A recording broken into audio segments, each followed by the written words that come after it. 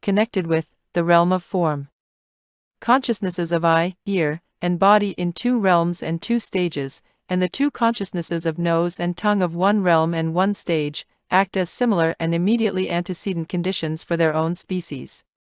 Good, etc., states of consciousness, do likewise, you should know, in their relations between each other. There is an interpretation that whether impure or pure, the first 5 consciousnesses act as similar and immediately antecedent conditions for their own species, because they may generate each other prior to the achievement of Buddhahood. According to another interpretation, the pure arises subsequent to the impure, but not vice versa, because the pure 5 consciousnesses do not exist in non-Buddhas, because their 5 material organs are definitely impure, and because the organs are categorized as being the seen part of consciousness as retribution. Why do the 5 impure organs not generate pure consciousness? Because the impure organs are uncommon or special supports, are necessarily simultaneous with the 5 consciousnesses, and have the same objects as the corresponding consciousnesses, because the manifestation of pure consciousness by the organs does not correspond with reason, and because of the difference of clarity and dullness of these two, respectively, regarding objects. 4. Condition as perceptual object. The third is the condition in the form of perceptual object. This means an existing dharma perceived by mind and mental activities and the support of mind and mental activities that are closely tied to their own forms. Its substance is twofold, the immediate and the distant. If it is not separated from the essence, i.e., consciousness, that has it for an object and is that which the seeing part, etc., perceives and has as an internal support, you must understand that that is an immediate condition as object. Even though it is separated from the essence that has it for an object, if it acts as an essence capable of generating that is perceived by consciousness, and which supports consciousness internally, you must understand that that is the distant condition as object. All consciousnesses that have objects have immediate conditions as objects, because they must not be born apart from an internal object of perception and support. Those that take objects sometimes have distant conditions as objects, but not always, because they can be born apart from external objects of perception and supports, such as the future, past, etc. As for the group of the 8th consciousness, there is an interpretation that it has only an immediate condition as object, because it transforms, as objects, spontaneously through the power of karmic causes, within it. According to another interpretation, it definitely also has distant conditions as objects, because, when it transforms into the body of another, it must be supported by the essence of the other in order to transform. There is an interpretation that neither of the above 2 explanations corresponds with reason. Bodies and lands of oneself and others may experience each other, because the transformations of consciousness of others are one's own essence. One's own seeds are not experienced by another, because it does not correspond to reason that they transform into another's, because the seeds of various sentient beings are not equal. It must be said that there may or may not be distant conditions as objects for this group of the 8th consciousness. As for the group of the 7th consciousness, prior to transmutation of the support, jhanas, must be supported by an external essence, i.e., the 8th consciousness, because impurity is innate.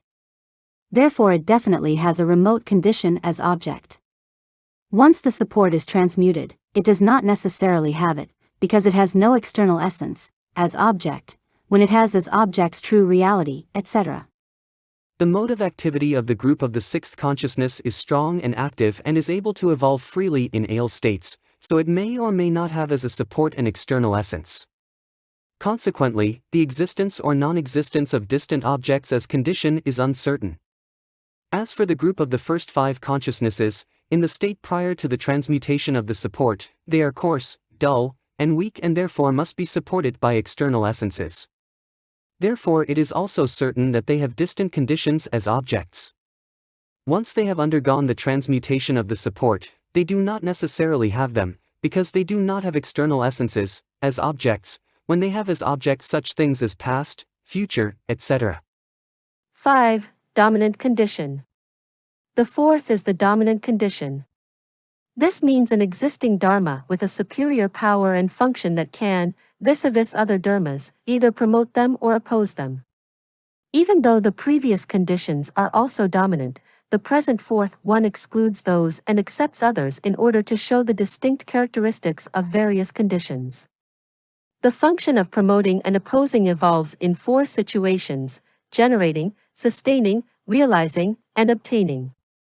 Even though the functions of the dominant condition are many depending on events, there are only 22 that are predominant and obvious.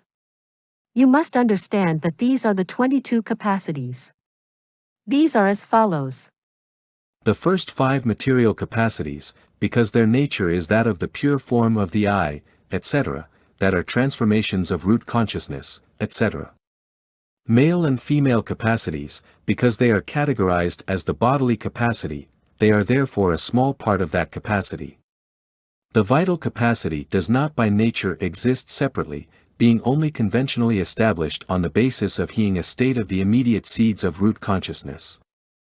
Mental capacity is by nature the eighth consciousness in general. The 5 capacities of feeling have as their nature the 5 feelings, of indifference, etc., themselves as is fitting, in relation to various consciousnesses. The 5 capacities of faith, etc., have as their self-nature faith, etc., and good memory, etc. The capacity of knowing the as yet unknown anajiti imaginasayami indriya has 3 states of substance. The first is the root state, i.e., on the path of insight, with the exception of the final instant, because there is no longer anything unknown that is to be known. The second is the state of added effort, i.e., the 4 aids to penetration, nirvana, consisting of heat, summits, patience, and supreme worldly dharmas, because they can directly attract and generate the above or root state. The third is the state of equipment, i.e., all roots of good, from the desire to produce definitely superior good dharmas in order to obtain the comprehension of truth, up to, but not yet conforming to, the aids to penetration, are called the state of equipment, because they are able indirectly to assist and produce the root state. In these 3 states, the nature of this capacity consists of the 5 capacities of faith, etc., along with thought, delight, happiness, and indifference. The capacity of regret also exists in the state of added effort, etc., when one feels sad about subsequent superior dharmas, not yet realized, but it is not properly a root of good and therefore is usually not mentioned. As for this capacity existing in the first 3 formless realms, this is because there is a possibility of cultivating this capacity on the side of the superior path of insight. Or one in the state of the 2 vehicles who turns toward the great vehicle, in order to realize the emptiness of dharmas generates, prior to this state, the purity of the emptiness of the person included in 9 stages, because all these bodhisattvas have this capacity. The path of insight of bodhisattvas also contains this capacity, but it is said to exist only prior to the 10 stages, because the time of the path when it occurs is hurried.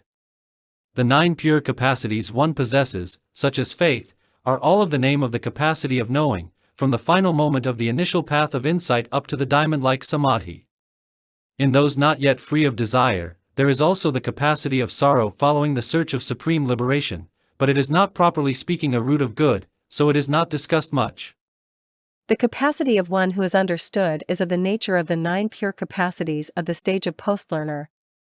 Although the purity of discursive contemplation exists at the peak of existence, still it is not clear and sharp and is not of the nature of the last 3 capacities. Such is the self-nature of the 22 capacities. The interpretation of other topics, related to them, should be understood in accordance with the Yogacarabhyamta Sastra. 6. The 10 causes. Because these, above, 4 conditions are distinguished on the basis of the concept of the 15 foundations, they constitute 10 causes. How are they established on the basis of the 15 foundations? The first is the foundation consisting of speech, i.e., its nature is that of speech generated by dharmas, names, and concepts. The conformal expression cause is established on the basis of this foundation, consisting of speech. That is, because on the basis of this foundation and conforming to seeing, hearing, etc., one expresses various concepts. That which expresses is the cause of what is expressed. There is a treatise that says that this foundation is names, concepts, and views, because like expression occurs in conformity to and resulting from naming things, grasping their characteristics, and becoming attached to their differences. If we follow this interpretation, then this cause, i.e., names, etc., is the foundation of speech. The second is the foundation consisting of feeling, i.e., its nature is that of the feeling and that which is felt, which is that which is considered. The consideration cause is established on the basis of this foundation.